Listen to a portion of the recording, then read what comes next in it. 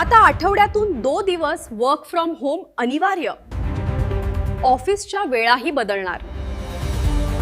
आजची मोठी बातमी देशभरात चर्चेचा विषय ठरत आहे. पंतप्रधान नरेंद्र मोदी यांच्या इंधन बचतीच्या आवाहनानंतर आता सर्वोच्च न्यायालयानेही मोठा निर्णय घेतला आहे.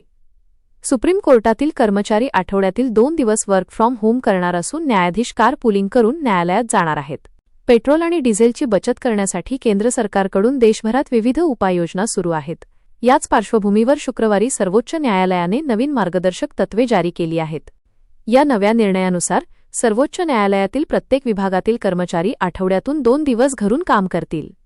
रजिस्ट्री विभागातील 50% कर्मचारी वर्क फ्रॉम होमवर असतील. सर्व न्यायाधीश कार पुलिंगचा वापर करून न्यायालयात ये-जा करतील. इतकंच नाही तर सोमवार, शुक्रवार आणि मिसलेनियस डे रोजी होणाऱ्या प्रकरणांची सुनावणी केवळ व्हिडिओ कॉन्फरन्सिंगद्वारे होणार आहे. तर इतर कामकाजाच्या दिवशीही शक्य तितक्या सुनावण्या ऑनलाईन पद्धतीने घेतल्या जाणार आहेत. सर्वोच्च न्यायालयाने रजिस्ट्री विभागाला स्पष्ट निर्देश दिले आहेत की व्हिडिओ कॉन्फरन्सिंग लिंक वेळेवर पाठवण्यात यावी आणि तांत्रिक सहाय्य कायम उपलब्ध ठेवावे, जेणेकरून न्यायालयीन कामकाजात कोणताही अडथळा येऊ नये. या संदर्भातील अधिकृत परिपत्रक सर्वोच्च न्यायालयाचे सचिव जनरल भारत पराशर यांनी जारी केले आहे.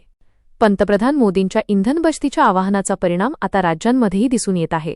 केरळमध्ये मुख्यमंत्रीपदाची शपथ घेण्यापूर्वीच व्ही.डी. सतीशन यांनी आपल्या ताफ्यात फक्त 3 गाड्या ठेवण्याचा निर्णय घेतला आहे. महाराष्ट्राचे मुख्यमंत्री देवेंद्र फडणवीस हे एमएलसी शपथविधीसाठी बाईकवरून विधानभवनात पोहोचले होते. दिल्ली सरकारने सरकारी कर्मचाऱ्यांना आठवड्यातून 2 दिवस वर्क फ्रॉम होमची परवानगी दिली आहे. तसेच 50% सरकारी बैठका ऑनलाईन होणार असून मंत्र्यांचे परदेश दौरेही 1 वर्षासाठी बंद करण्यात आले आहेत. त्रिपुरामध्ये गट सी आणि डी मधील फक्त 50% कर्मचारीच कार्यालयात उपस्थित राहतील. पंजाबमध्ये प्रत्येक बुधवारी अधिकारी 4चाकी वाहनाचा वापर करणार नाहीत. हरियाणाचे मुख्यमंत्री नायब सिंह सैनी आठवड्यातून 1 दिवस गाडीशिवाय प्रवास करणार आहेत. दरम्यान पंतप्रधान नरेंद्र मोदी यांनी स्वतःही बुधवारी फक्त 2 गाड्यांच्या ताफ्यासह प्रवास करून इंधन बचतीचा संदेश दिला. तर गृहमंत्री अमित शहा यांच्या ताफ्यात 4 गाड्या दिसून आल्या. तर देशभरात इंधन बचतीसाठी मोठ्या प्रमाणात बदल होताना दिसत आहेत. तुमच्या मते हे निर्णय योग्य आहेत का? तुमचं मत आम्हाला कमेंट करून नक्की सांगा. व्हिडिओ आवडला असेल तर लाईक, शेअर आणि चॅनल सबस्क्राईब करायला विसरू नका. धन्यवाद.